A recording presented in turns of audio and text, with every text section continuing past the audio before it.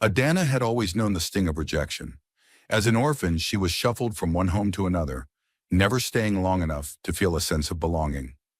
When Chief Olamide finally adopted her, she thought her prayers had been answered. But she soon realized she wasn't brought into the house out of love.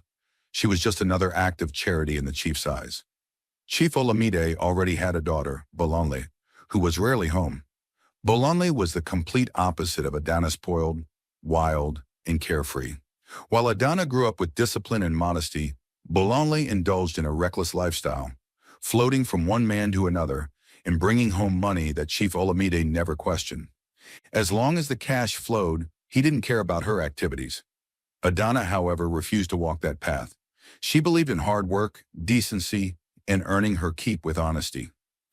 She was well aware of how differently she was treated, yet she never allowed it to define her. She took care of the chores, cooked meals, and ensured the house remained in order, even though Chief Olamide barely acknowledged her. One evening, as Adana walked home from the local market with a small bag of groceries, she noticed a ruckus on the road ahead. A bus conductor was barking at an elderly man, his voice filled with venom. "I said bring my money," the conductor shouted. "If you knew you didn't have enough, why did you board my bus?" The old man, clearly frail, stood helplessly, his tattered clothes clinging to his thin frame, his face worn with age and hardship. Adana's heart tightened at the sight. The conductor shoved him roughly without a hint of mercy. Without hesitation, Adana stepped forward. "Hey!" she barked. "Stop that!" She wedged herself between the conductor and the old man. "Is this how you treat your elders?" The conductor sneered. "And who are you? If he doesn't have money, he should get lost." Adana didn't flinch. She reached into her bag and pulled out some money. "Here, take it. Just stop harassing him." The conductor grabbed the money with a grumble and stormed off. The old man exhaled deeply, his eyes watering with gratitude. "Thank you, my daughter. You didn't have to do that." "It's nothing, Baba," Adana replied softly. "No one deserves to be treated that way." The man gave her a weak smile. "My name is Baba Musa. I'm just a poor farmer. I live alone, no wife, no children. I had a son once, but he died many years ago." Adana's heart broke for him. The sadness in his eyes ran deep. She smiled gently and said, "Don't worry, Baba. I'll come visit. I can help you on your farm and maybe even cook for you sometimes." His eyes lit up with hope. "You'd do that for an old man like me?" "Of course," she nodded. "I'll come as soon as I can." As Baba Musa watched her walk away, a warmth filled his chest. He had met many people in his lifetime, but none as selfless as that girl. And for the first time in years, he looked forward to a visitor. By the time Adana reached home, sweat clung to her brow and her arms ached from carrying the groceries. But the moment she opened the front door, she sensed tension trouble was waiting. Chief Olamide stood in the middle of the living room, arms crossed, eyes blazing with fury. "Where have you been, you useless girl?" he bellowed, his deep voice reverberating through the walls. Adana froze mid-step. "I just came from the market, sir. I've been sitting here hungry since morning, and you've been gallivanting about," he accused. "Probably sleeping under some shed at the market, Abi?" "Sir, Shut up," he snapped.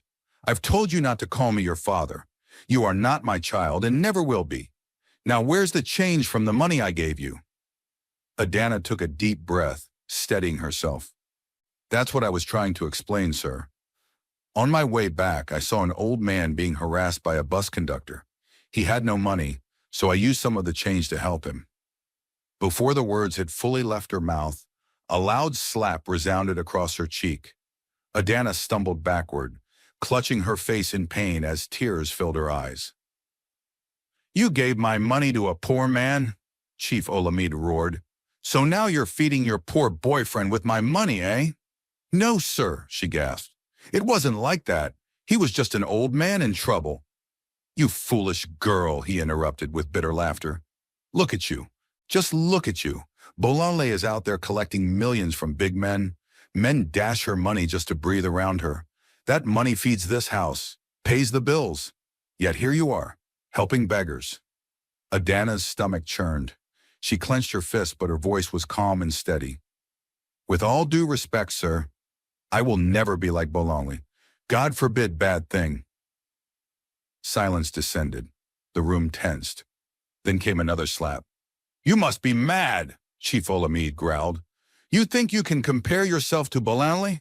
You think your so-called decency will bring food into this house? You will suffer in this life. Do you hear me? Though her eyes welled up, Adana refused to let the tears fall. For answering me, no food for you in this house, Chief Olamide declared coldly. Let hunger teach you a lesson. Her stomach twisted in response to his words, but she said nothing. Now go to the kitchen and cook before Bolonli gets back. Go, you senseless girl. Head held high, Adana turned to the kitchen, but inside she was breaking. Her chest was heavy, her hands trembled. She stirred the soup mechanically, pain wrapped around her, like a second skin. But even as tears threatened to fall, she made herself a quiet vow. One day, she whispered inwardly, I will leave this house. I will never endure this again. The following morning, Adana awoke to the painful growl of an empty stomach. The hunger from the day before hadn't eased.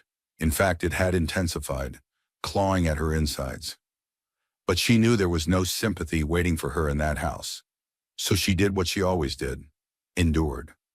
She swept the living room, washed the dishes, and fried eggs with bread for Chief Olamide. The aroma alone made her dizzy with desire, but she dared not taste even a crumb. Just as she was placing the meal on the dining table, Bolonli strutted into the room. Her tight red dress clung to her like second skin, her high heels clicking against the tiled floor. Her face was glowing, enhanced by expensive makeup. She looked like someone who had slept well and eaten even better, so unlike Adana, who had spent the night hungry and weeping. Still, Adana saw a sliver of hope. Maybe Bolonli, her stepsister, would show a little kindness. Bolonli, please, I need to talk to you, she said hesitantly. Bolonli sighed in irritation, already annoyed. What do you want now, you dirty girl? Adana hesitated, then gathered courage. Yesterday, your father punished me for no reason. I gave part of the money he gave me to an old man who was being harassed by a conductor. And when I returned, he slapped me and said I wouldn't eat for 2 days. Bolonli rolled her eyes and picked up her mirror. She began reapplying her lipstick, not even looking at Adana. And why are you telling me this? She asked, uninterested. Adana swallowed hard. Because I'm hungry. I haven't eaten anything since yesterday, and I still have to do all the housework. Please. Maybe if you talk to him, he'll listen. For the first time, Bolonli looked up. Her heavily painted eyes narrowed with amusement. Let me get this straight. You want me to beg Daddy on your behalf? Adana nodded quickly. Yes, please. Bolonli burst out laughing. You must be joking. How is that my concern? He's right. You're just a dirty, stubborn goat. If you were more like me, you wouldn't be starving. Adana's heart sank, but she stood her ground. Bolonli, I can't live like you. I don't want to. Then stay hungry, Bolonli snapped. Honestly, I don't care. Tears stung Adana's eyes. She had hoped for at least a shred of compassion. But Bolonli had none to give. Instead, she reached into her glittery handbag and pulled out a few naira notes. Here, take this. Adana looked at the money surprised. You're giving me money for food? Bolonli scoffed. Food? Who said anything about food? I want ice cream. Go to the supermarket and buy it for me, and don't waste my time. Adana stared at her. Bolonli, I haven't eaten since yesterday. Can't I use part of the money? I don't care if you drop dead from hunger, Adana. Bolonli cut her off. Just go and get me my ice cream, you stubborn idiot. Adana clenched her jaw. She had no choice. If she refused, Bolonli would report her to Chief Olamide, and that would only worsen her punishment. So with silent pain and dignity, she turned and walked out of the house. Adana trudged down the dusty road, her stomach growling and her legs trembling. The morning sun burned overhead, and the scorching heat blurred her vision. She hadn't eaten since the day before, yet she pressed forward, clutching the small amount of money Bolonli had given her. As she neared the market area, a familiar figure caught her eye, an elderly man sitting alone under a mango tree. It was Baba Musa. He looked weary, his face drawn in worry and sorrow. "Baba!" Adana called out, managing a weak smile despite her exhaustion. Baba Musa's face lit up with recognition. "Ah, my daughter. God bless you. How are you today?" "I'm fine, Baba," she replied, wiping sweat from her brow. "But I just realized I never asked where you lived. You said I could come help on your farm, remember?" He chuckled softly, some of the sadness lifting from his expression. "Ah, yes. I live just past the big mango tree near the river. My house has a wooden fence, and my little farm is right beside it." Adana nodded. "Don't worry, Baba. I'll come visit you tomorrow." But something about his body language made her pause. His fingers were nervously twisting his lap, and his eyes held a distant sadness. "Baba," she asked gently, "why do you look so troubled?" He let out a long sigh. "My daughter, I'm waiting for someone who owes me money. He said he would meet me here today to pay me, but I've been here for hours. He's not answering my calls anymore." Adana's brow furrowed. "That's wicked. You worked for that money." "Some people have no conscience," Baba Musa said, shaking his head. "I need the money for food and supplies for the farm, but it seems the man has run off." Adana's fist balled at her sides.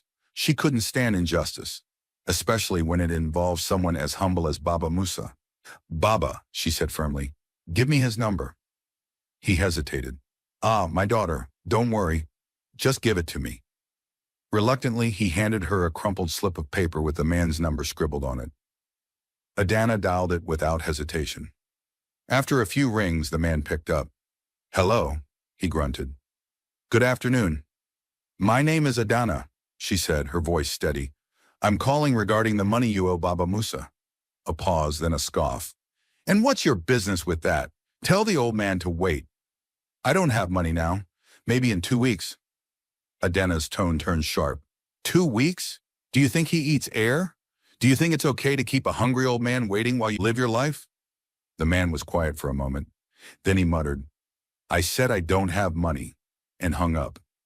Adana stared at her phone in disbelief. "Can you imagine?" she muttered. "I told you, my daughter," Baba Musa said sadly. "Some people have no fear of God." Adana looked at the worn man before her, tired, hungry, kind.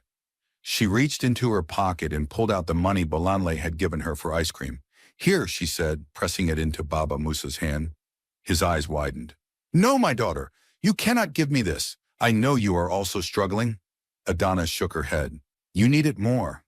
I'm young, Baba. I'll survive. But you need to eat." Tears welled up in the old man's eyes. He held her hands and began to pray, his voice trembling with emotion. "My daughter, may God bless you. May you never lack. May a good man find you and love you just as you've loved me." Adana smiled through her exhaustion. "Amen, Baba." Baba Musa patted her hand. "Come to my house this weekend. I'm harvesting farm produce. When you visit, I'll cook for you properly." Adana burst into laughter. "Baba, are you trying to throw me a feast?" He grinned. "I may be poor, but when you come, you will eat well." Still chuckling, she teased, "I hope you know I eat a lot, oh. I might finish all your food." Baba Musa's laughter filled the air. "As long as you come, my daughter, I will be happy." Adana walked away with a warm heart and a smile on her face. She didn't have wealth, she didn't have comfort, but in that moment, she had something priceless, purpose, and the love of a father she never expected to find. By the time Adana returned to Chief Olamide's house, she was barely holding herself together. Her stomach gnawed at her insides, her legs weak with exhaustion. As soon as she stepped through the door, she dropped onto the couch and released a loud, heart-wrenching wail, letting her pain pour out in sobs. "Ah, why me? What did I ever do to deserve this?" she cried, her arms wrapped around her stomach. Her voice cracked with emotion as she made sure to sniff loudly and dramatically, hoping someone would hear and maybe, just maybe, care. From down the hallway, Bolanli's cold voice rang out, flat and unmoved. What's your problem this time? Adana's voice quivered. I was attacked, she whimpered, gripping the edge of the couch.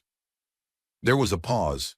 Then Bolano asked with no real concern, by who? Adana gasped, playing along with the lie that had formed in her head. A group of boys, on my way to the supermarket. They pushed me, slapped me. They took all the money. Silence. Then Bolano's voice again, amused this time. Oh, please, spare me the drama. You should be glad they didn't finish you there. Adana's fake tears threatened to become real ones. Bolanle, she whispered, stunned by the cruelty. How can you say something like that?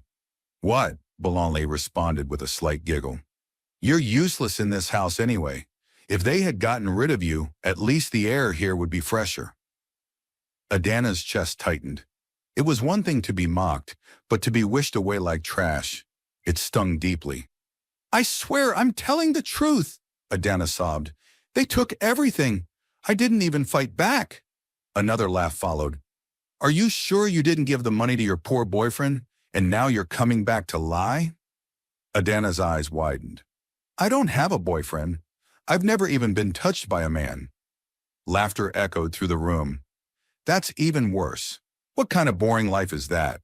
No wonder you're always miserable. Not even poor men want you. Adana clenched her fists tightly, her nails digging into her palms. She wanted to scream, to fight back, but she knew it wouldn't matter. I don't care what happened, Bolanli said flatly. All I know is that my money is gone. And if I wasn't in a good mood, I'd make you pay back every single naira. Adana held her breath, praying she wouldn't demand repayment. You're lucky, Bolanli continued, but don't think I'm doing this because I care. I just don't have time to deal with trash like you. Now get out of my sight before I change my mind. Adana lingered for a second, lips trembling, but she didn't speak. There was no use. Bolanle would never change. She turned and walked slowly to her tiny room, her stomach growling louder than ever. She lay on her thin, creaky mattress, eyes fixed on the ceiling. Hunger gnawed at her body, but the ache in her heart was worse. She had bent over backward to survive a house that had no space for her love, no regard for her pain. Her eyes brimmed with tears, but this time she let them fall silently onto her pillow. Saturday morning dawned with golden sunlight pouring through the cracks in the window.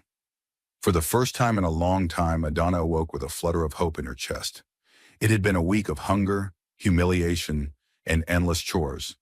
But today was different. Today she was going to see Baba Musa. She waited patiently until Bolanle and Chief Olamide left the house. Once the coast was clear, she quietly slipped out with a small bag tucked under her arm. Her heart pounded not with fear, but with joy. She was tired of being invisible in a house where she was only ever needed, not loved. The journey to Baba Musa's home was peaceful. The dusty road stretched ahead, lined with whispering trees and the distant songs of birds. With every step, Adana felt lighter, as if leaving behind the weight of rejection.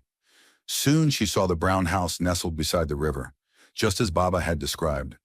A wooden fence enclosed a small farm with neat rows of green vegetables, swaying in the breeze. She stopped in her tracks, smiling to herself. The air here smelled of peace and something delicious. Her stomach rumbled as she caught the mouth-watering aroma wafting from the house. She knocked gently on the wooden door. Baba, it's me, Adana. The door flew open. My daughter, Baba Musa beamed. You're here at last. Come in, come in. Adana stepped inside and gasped. On a simple wooden table sat a full feast. Steaming white rice with rich stew, golden fried plantains, fresh fruit, and perfectly grilled fish. It looked like something out of a dream. Baba, you cooked all this? She exclaimed. Baba Musa chuckled proudly. Yes, oh, today you are my honored guest. You must eat well. Adana shook her head in disbelief. But Baba, you should have waited for me. How did you manage all this alone? Ah, my daughter, you ask too many questions, he said, pouring her a cup of cold water. Just sit down and eat. But Where did you get the money? I sold some produce at the market. That's how I got the money. Now eat before everything gets cold. Adana's heart swelled with gratitude. She had just come from a house where she was starved for showing kindness, and now here was a man with so little, giving her everything. She sat down and picked up a spoon, her hands shaking slightly. The first bite made her eyes widen. "Baba, this food is delicious," she said with a full mouth. He laughed. "Eat well, my daughter. You need your strength." Adana didn't need to be told twice. She ate with joy, not just filling her belly, but feeding her soul. When they were done, Baba leaned back and rubbed his stomach. "Now, my daughter, tell me about yourself." Her smile faded slightly. She put down her spoon and stared at her plate. "I don't even know where to begin," she said quietly. "Start anywhere," Baba encouraged gently. "I want to know you." And so she did. She told him everything, from her life in the orphanage to being adopted by Chief Olamide. How she had prayed for a loving family and ended up a servant in someone else's home. How she was constantly insulted, starved, and treated like she didn't belong. By the time she was done, Baba Musa's eyes glistened with tears. He shook his head slowly, visibly pained. "No child should ever be treated like that," he said firmly. Adana wiped away her tears with a sigh. "It's okay, Baba. I'm used to it." He placed a warm, comforting hand on her shoulder. "Don't say that again, my daughter. You deserve to be loved. You are not alone. Anytime they deny you food or make you suffer, come here. My door is open, always." Adana's eyes widened. "You really mean that?" "Of course," he replied without hesitation. "You are my daughter now." Adana's lips trembled, her heart overflowing. "Thank you, Baba. God bless you. You are truly heaven sent." He smiled fondly. "Ah, if only I had a son. He would have married you immediately." Adana burst into laughter, shaking her head. "No need, Baba. You're my father now. That's enough." He nodded, his heart full. She looked out the window, her gaze distant. "I wish I could stay here tonight. But if Chief Olamide finds out I left, he'll finish me." Baba's face darkened. "That man does not deserve you. But don't worry. One day you'll leave that house. One day you'll be free." Adana smiled, a tear slipping down her cheek. Not of pain, but of hope. For the first time in a long time, she believed him. 2 days had passed since Adana's visit to Baba Musa's house, and the warmth of his kindness still lingered in her heart. For the first time in years, she had tasted peace, real peace. But peace was a luxury in Chief Olamide's home, and reality, as always, was quick to come knocking. That afternoon, Adana had just finished scrubbing the last dish when her phone rang. She frowned, drying her hands on her wrapper and picking it up. The number was unknown. "Hello?" she answered cautiously. A deep, unfamiliar male voice responded with a grin in his tone. "Ah, finally. The angel speaks." Adana's brow furrowed. "Excuse me, who is this?" The man chuckled. "My dear, ever since I heard your voice that day, I haven't known peace. You sound like an angel from heaven." Adana rolled her eyes. "Please, who are you and what do you want?" "My name is Philip," he said smoothly. "I'm the one who owed your friend, the old farmer, some money." Her body stiffened. "First of all, have you paid Baba Musa?" Philip chuckled again, clearly amused. "Ah, I didn't know he was your father. If I had, I would have paid long ago." "Answer the question," Adana said firmly. "Did you pay him or not?" Yes, my love," he cooed. "I sent him the money this morning. Ask him and confirm." She sighed in relief. "Good. Now let today be the last time you ever call this number again. You hear me?" Philip gasped, fake shock lacing his tone. My love. Why are you so harsh? Do you even know who I am? I'm a wealthy man. I can take you and that poor old man out of poverty." Adana let out a dry laugh. "Go and rescue your own village people from poverty first, you arrogant peacock. You can never buy me with your dirty money." Suddenly his voice shifted. It grew lower, darker. Adana, you're making a mistake. I always get what I want, and I want you. Her face hardened. Then this time you won't. Stay away from me. And with that, she hung up and immediately blocked his number. But far away, Philip sat in a plush leather chair, his lips curling into a sinister smile. Don't worry, my dear Adana, he murmured. I know exactly how to get you. The next morning, Adana stepped out of the house, ready to start her errands. But what she saw stopped her cold. Right in front of their compound stood a tall, sharply dressed man in a designer suit. His skin glowed and his polished shoes gleamed in the sun. Around him were several large bags, boxes of chocolates, high-end perfumes, designer clothes, luxury shoes. Her heart sank. It was Philip. She crossed her arms and walked up to him slowly. What are you doing here? He turned around, beaming. Ah, my love, you don't recognize me? It's me, Philip baby. I came to see my wife Tobe. Adana's jaw dropped. Excuse you? I told you I always get what I want, he said smugly. Look at all these gifts. Just a small taste of the life I want to give you. Her fists clenched. How did you even find my address? Philip smirked. Baby, I run this town. Finding you was child's play. Don't call me baby, she snapped. I'm not yours, and I never will be. He let out a dramatic sigh. Adana, stop making this hard. Let me love you. Let me take care of you and Baba Musa. Her eyes flared. First of all, never mention Baba Musa's name again. Second, I don't want your money. Third, I would rather chew stones than ever be with you. Philip's smile twitched, but he recovered quickly. Why are you lying to me? If Baba Musa is your father, why don't you live with him? Adana stepped forward. That's none of your business. Now take your nonsense and get out of here before I call the police. He laughed slowly. We own the police, baby. They won't touch me.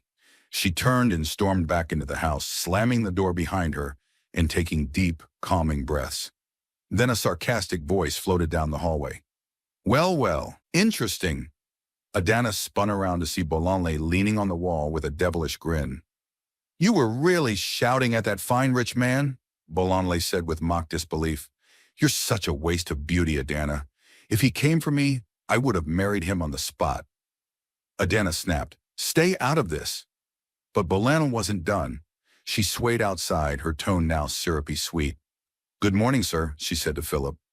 He turned, raising a brow. And you are? I'm Bolanle, Adana's elder sister, she said with a dazzling smile. Philip smiled back. Ah, I see. Don't mind my sister, Bolanle continued. She can be difficult, but I'll talk to her. I'm sure she'll come around. Philip nodded. I like that. You seem more reasonable. I am, she said, giggling. Let me help you with the gifts. You know, just in case she changes her mind. Be my guest. Bolanle eagerly collected the bags, her eyes gleaming. Then Philip handed her a bundle of cash. This is for you. Just make sure you convince her. You do. Oh, I'll do more than that, Bolanle said, winking. You'll have her in no time. As Philip drove off, she turned back toward the house with a malicious grin. Adana, she muttered, you really don't know how to use your head. But don't worry, I'll use it for you. The next morning, Adana didn't waste a second. After the drama with Philip and Bolanle, her mind was in turmoil. She needed fresh air, a break from the madness, and there was only one place that gave her peace: Baba Musa's house. Carefully, she sneaked out again, making sure Chief Olamide and Bolanle hadn't stirred from their rooms.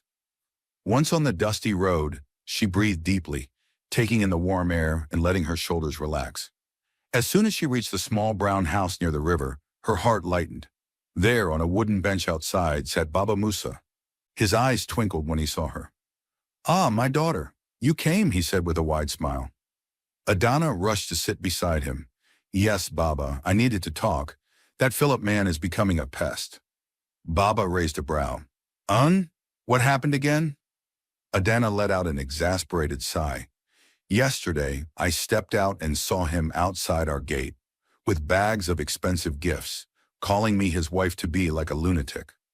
I told him to leave me alone, but he kept going on about how he wants to take care of me and you. Imagine the nerve. Baba Musa's eyes widened. Huh, so that's why he overpaid me. Adana blinked. Overpaid you? Baba nodded. Yes, the day he came to settle his debt, he gave me more than what he owed. I was surprised. Now I understand. It was all for show, to impress you. Adana's stomach twisted in disgust. That man is so manipulative. Baba placed a hand on her shoulder. But my daughter, he is wealthy. Are you sure you don't want to consider it? Adana's eyes widened in horror. Baba, you too? Baba chuckled, raising both hands in surrender. I'm just saying, oh, life is hard. If a man with money shows interest— No, Baba, she said firmly. I don't care how much money he has. I'll never choose money over peace. All I want is to finish school, get a good job, and build a better life. For both of us. You deserve more than this rough life too, Baba. You're getting older. You shouldn't be farming at your age. Baba Musa sat back, speechless, his mouth slightly open. Then slowly he reached out and held her hand. His voice trembled. Adana, you're not my biological child, but I swear no child of mine could ever love me more than you do. God will bless you. One day someone good will find you and change your story. Soon. She smiled. Amen, Baba. After a peaceful moment, Baba suddenly clenched his fists and grunted. And if that nuisance Philip comes near you again, just call me. I'll beat the nonsense out of him. Adana burst into laughter. Ah, Baba, with what strength? He puffed his chest. You're looking down on me, eh? I may be old, but I still have small energy. Please. Oh, she laughed. One slap from that man and you'll sleep for 1 week. He grinned. Then I'll carry my cutlass. I'll chase him through the streets. The image made Adana laugh so hard she had to wipe tears from her eyes. For a moment, all her burdens melted away in the warmth of Baba Musa's humor and love. In that simple house with the small farm and the smell of cooked yam in the air, she felt something she hadn't felt in years. Home. And no matter how much money Philip waved in her face, no matter how often Ballon mocked her, Adana knew she would fight for her future, with her dignity intact. Back at home, Ballon sat cross-legged on the couch, her perfectly manicured nails tapping impatiently against her phone. Across from her, Chief Olamide sipped from a glass of warm water, listening with mild curiosity as Ballon prepared to deliver her latest gossip. Daddy, you won't believe what happened yesterday while you were out, she said, her eyes gleaming with excitement. He looked up. What is it this time? It's Adana, she started, leaning in dramatically. That same rich man, Philip, came to see her, and you won't believe what that foolish girl did. Chief Olamide's brows arched. What did she do? She insulted him, Bolanle exclaimed, as if personally offended. A man that came with designer bags, perfumes, shoes, things some girls pray for. He stood at our gate calling her his wife-to-be, and that idiot told him to get lost. Chief Olamide's face twisted in disappointment. That girl is truly foolish. A rich man comes for her, and she sends him away. Does she think such men are everywhere? Exactly, Bolanle said, nodding fiercely. Even me, her older sister, I'm still waiting for a big man to settle down with. And this one, with no prospects, has the nerve to turn down a billionaire? Chief Olamide scoffed. She walks around this house like decency and dignity pay rent. What nonsense. And to think I wasted years feeding that girl. Ballon smiled slyly. Daddy, let's not waste energy convincing her. If she doesn't want Philip, let me take him. I'm more experienced, more beautiful, and more exposed. I know how to handle a man like that. Chief Olamide smirked. Now you're thinking straight. I was going to try talking to her, Bolano continued, her voice dripping with sweetness. But I won't bother anymore. She's made her choice. I'll take over. Good, Chief Olamide replied. And you must do it quickly. Call Philip. Tell him bad things about Adana. Make him lose interest completely. Tell him she's dirty, rude, a liar. Make him hate her. Bolale gasped, delighted. Ah, Daddy, this is why I say you're a genius. Chief Olamide nodded proudly. If we play this right, Philip will focus on you, and that stubborn girl will be left in the dust. She'll regret ever opening her mouth. Bolanli clapped her hands joyfully. Don't worry, Daddy. I'll act fast. I'll poison Philip's mind and destroy any image of Adana he has left. He'll forget her completely. Oh, and what about the gifts? Chief Olamide asked. They're mine now, Bolanli said smugly. She doesn't deserve them. If she wants to act like a saint, let her suffer like one. Chief Olamide leaned back in his chair, satisfied. Good. And tell Adana lies about Philip, too. Make her hate him completely. That way, even if he tries to come back, she'll slam the door in his face. Bolan grinned wickedly. Leave it to me. I'll finish her story before it even begins. Later that evening, Bolanli sat in the living room, waiting like a predator lying in ambush. When she heard the front door creak open, her eyes lit up. She quickly adopted a serious, reflective look and sat up straight, pretending to be deep in thought. Adana entered, exhausted from her visit to Baba Musa's house. She tried to pass quietly. Adana, Bolanli called softly. Wait, I need to talk to you. Adana paused, already suspicious. What is it this time, Bolanli? It's about Philip, Bolanli said, sighing. Adana groaned. I don't care about Philip. I already told him to leave me alone. I know, Bolanli said quickly, her voice uncharacteristically calm. But I feel it's my responsibility to tell you the truth, as your sister. Adana raised a skeptical brow. Sister? Yes, Bolanli said with a practiced look of concern. You turned him down without knowing the kind of man he really is.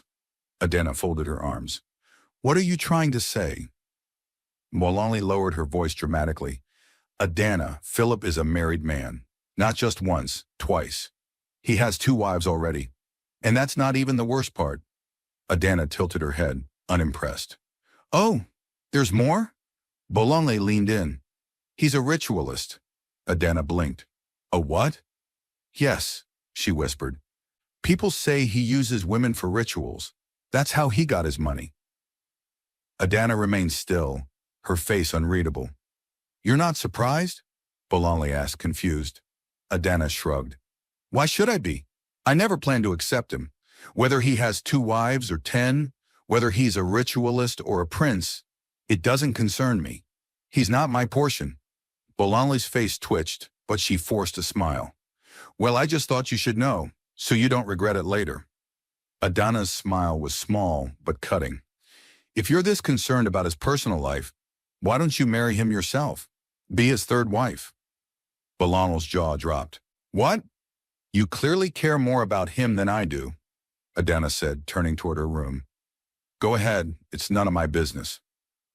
She walked away without another word, leaving Bolanli frozen in place, her plan unraveling before her.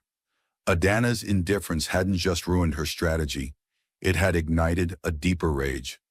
Bolanli sat there fuming, her teeth clenched. If I can't turn Philip against her, she muttered under her breath, then I'll make sure he wants me instead. And so her next plan began to take shape. That same night, Bolanli sat in her room, her face tight with anger. Her plan to make Adana hate Philip had failed, and her pride was wounded. But if there was one thing Bolanli wasn't, it was a quitter. If Adana won't destroy herself, she muttered, pacing the room, then I'll do it for her. She snatched up her phone and dialed Philip's number, her voice sweetening as soon as he picked up. Ah, Bolanli, Philip said with a sly tone. I was expecting your call. Of course you were, she replied with a flirty giggle. After what happened yesterday, I knew we needed to talk. So tell me, have you spoken to your sister? Have you made progress? Bolanli sighed dramatically. That's exactly why I'm calling. Philip, you're wasting your time. Adana isn't who you think she is. Philip's voice cooled. Oh, what do you mean? I mean, she's not innocent, Bolanli whispered, lowering her voice as if sharing a deep secret. You think she's decent, but I know her. She's been with all kinds of men. Young, old, married, especially the rich ones. She acts righteous, but the streets know her true self. There was silence on the line. And do you know why she rejected you? Bolali continued quickly. Because you're not old enough. She prefers older men, sugar daddies. That's who she really is, Philip. She's just playing a game with you. Philip finally spoke. Interesting. Bolon smiled, believing her plan was working. I care about you, Philip. That's why I'm warning you. You deserve a woman who can truly match your level. Someone elegant, experienced, and loyal. Someone like me. Suddenly, Philip let out a long, amused laugh. Bolon blinked. Philip, why are you laughing? His laughter stopped abruptly. Then his voice turned cold like steel, wrapped in velvet. Bolanle, who in this town doesn't know you? Her smile vanished. What do you mean? She asked cautiously. He scoffed. Everything you just said about Adana, you were talking about yourself. That was your life story. Bolanle's mouth opened, but no words came out. Oh, please, Philip continued. Do you think I didn't do my research? Your name is everywhere. Married men avoid you like a plague. Everyone knows you sleep around for money. That's not true, Bolanle shouted, panic creeping into her voice. Don't lie to me, he snapped. You wanted to tarnish your own sister just so I'd look your way? Disgusting. Philip, wait. No, you wait, he said coldly. I will never date or marry someone as desperate and shameless as you. You are the daughter of a lazy man who eats from his daughter's sins. I don't deal with filth.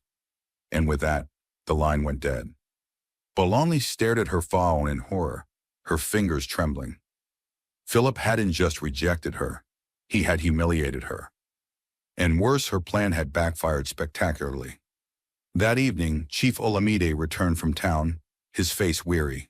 He had just removed his shoes when Bologna stormed into the living room.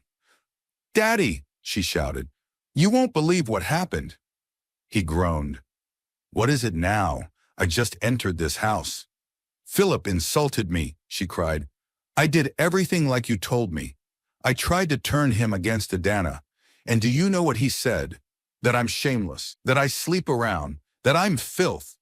Chief Olamide's eyes darkened. What? Yes, and it's all Adana's fault. She must have gone behind our back and told him lies about me. That's the only way he would know. Chief Olamide's anger flared like dry bushfire. That girl! After all I've done for her, feeding her, clothing her, giving her shelter, and this is how she repays us? Bologna stepped back, watching his fury build. She wants to destroy us, Daddy. She wants to take everything good away from this family. Chief Olamide's jaw tightened. No more. He stormed down the hallway, his footsteps like thunder. Inside her tiny room, Adana sat on her mat, eyes closed in deep thought. She barely had time to react before the door burst open. Chief Olamide filled the doorway, his face red with rage. Pack your things and get out of my house, he thundered. Adana stood, her heart pounding. Sir, what did I? Don't call me sir, he barked. You ungrateful child, I've had enough of you. Tears welled up in her eyes. But I haven't done anything.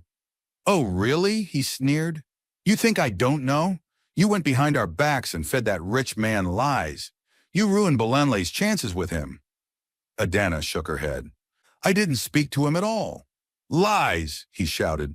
I took you in, gave you a roof, and you repay me with disgrace. I don't want to see you in this house again. She sobbed quietly, her voice breaking. Please don't do this. I have nowhere else to go.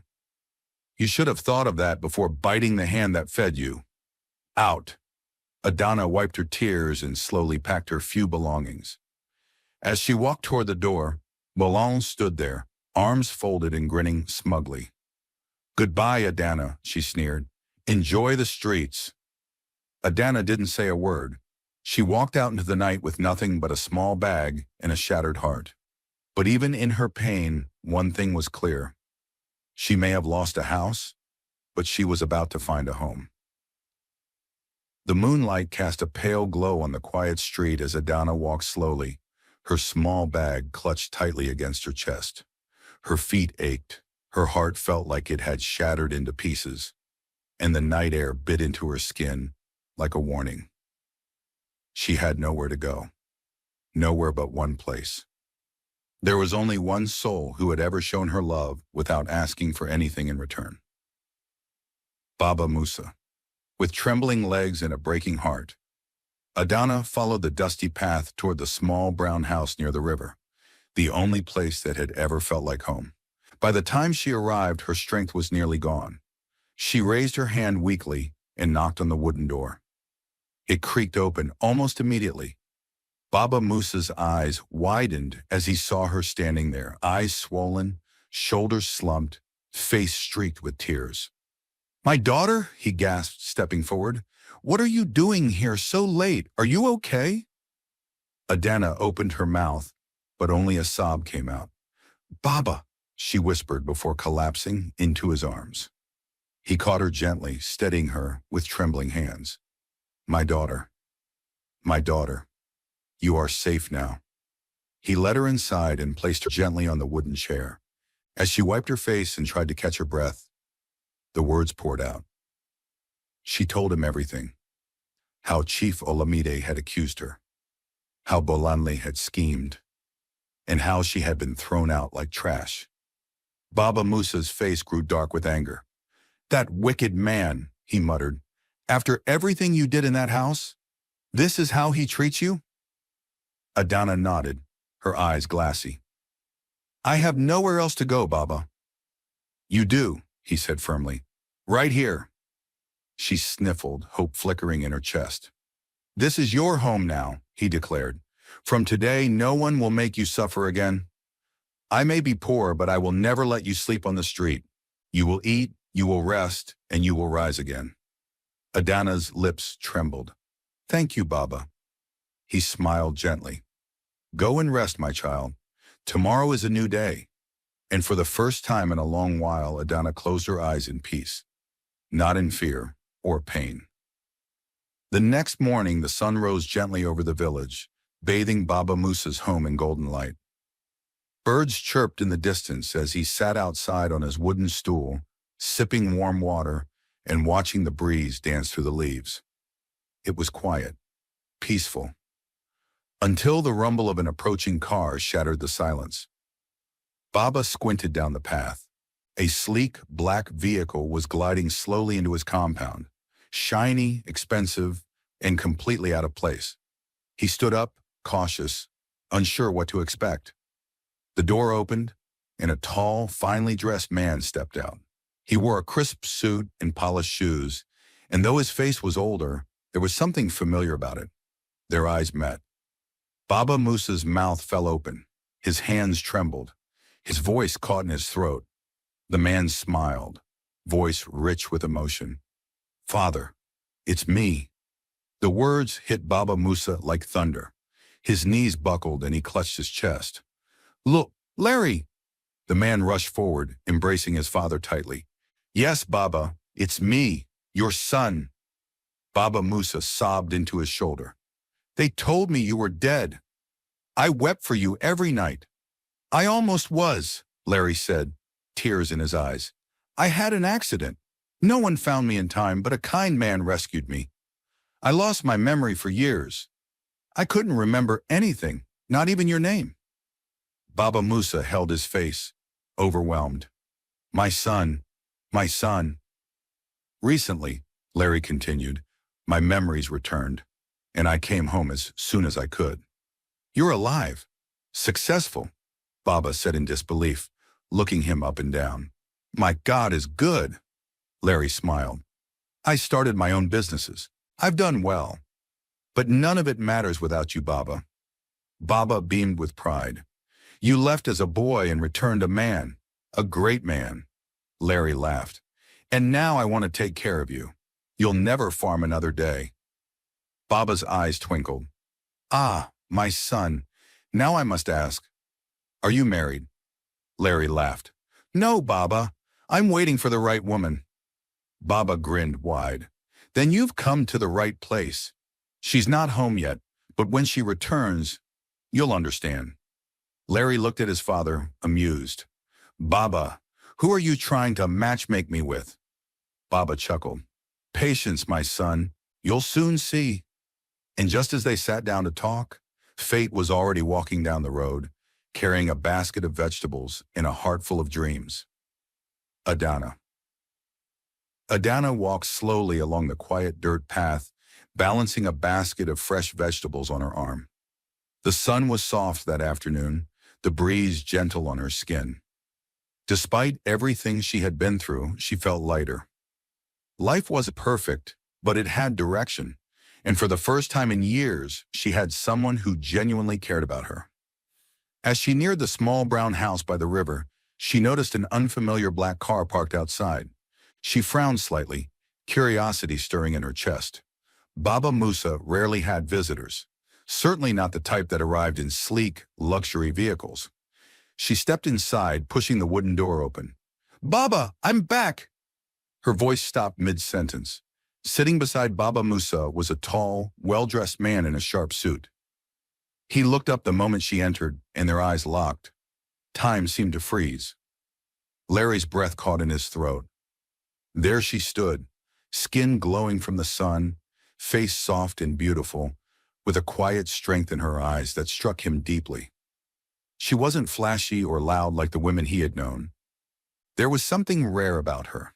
Pure, regal, grounded.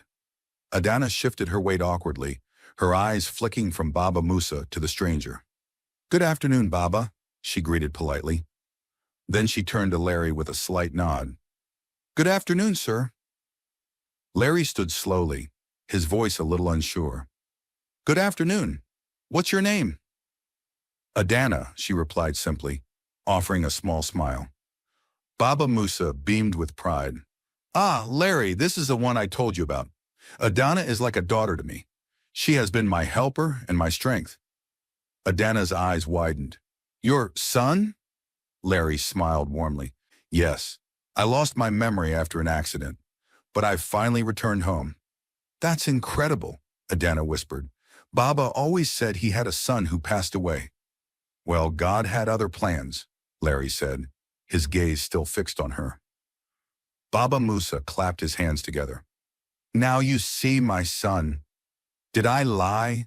Is she not special? Larry chuckled. You didn't lie, Baba. They all sat together, sharing food and stories. But as the day wore on, one thing became clear.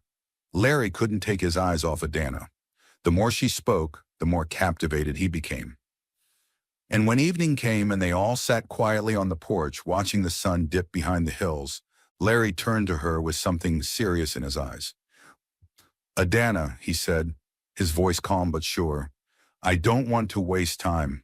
I've looked for love in many places, but today I believe I've found it. I know this is sudden, but I want to marry you. Adana's mouth fell open slightly. What?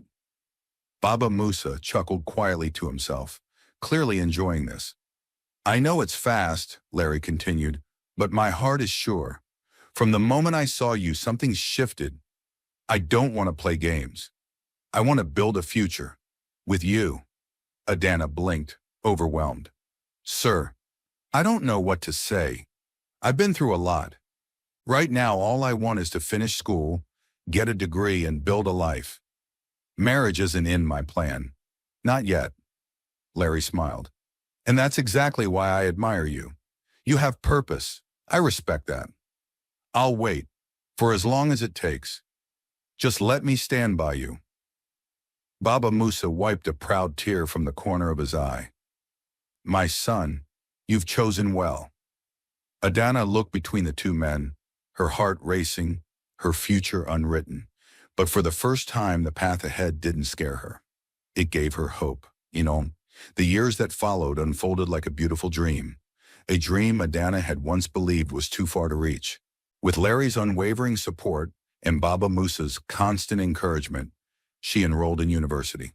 She studied hard, top of her class, driven not by competition, but by the desire to create a life far from the shadows of her past. Larry, true to his word, never pressured her. He waited, patient, respectful, always present. Whenever she had an exam, he sent her encouraging notes. When she had no money for books, he made sure her tuition and supplies were taken care of, discreetly and with dignity. Adana never took his kindness for granted. She worked part-time jobs, volunteered in her community, and saved as much as she could. She wanted her success to be built on both grace and grit. Finally, the day came. Adana stood on stage in her graduation gown, the golden tassels swaying as her name was called. Her eyes searched the crowd until they landed on the two men who meant the world to her. Baba Musa, clapping with tears in his eyes, and Larry, standing tall with pride written all over his face. After the ceremony, reporters swarmed the crowd. A few had already picked up on Adana's inspiring story, a once homeless girl who rose against all odds to earn a degree. But it was what happened next that left everyone breathless. As the flashes from cameras flickered and her classmates gathered around, Larry stepped onto the stage, dressed in a tailored sky blue suit. He took the mic from the MC and turned to face Adana, who was frozen in place. "Adana," he began, voice steady. "Years ago, I looked into your eyes and saw strength. You gave my father hope, and you gave me love without asking for anything in return." He dropped to one knee. A wave of gasps rippled through the audience. Larry pulled out a velvet box and opened it, revealing a sparkling diamond ring. "You've achieved your dream," he said. "Now will you let me be part of the next one? Will you marry me?" Tears flooded Adana's eyes. The crowd held its breath. She nodded slowly, her voice trembling. "Yes, Larry, yes!" Cheers exploded across the venue. Camera flashes sparked, reporters screamed. And just like that, their story, The Billionaire and the Orphan Graduate, became a viral sensation across the country. Their engagement trended on social media. TV stations ran the story on prime time. Adana's transformation inspired millions. Young girls, struggling women, broken hearts.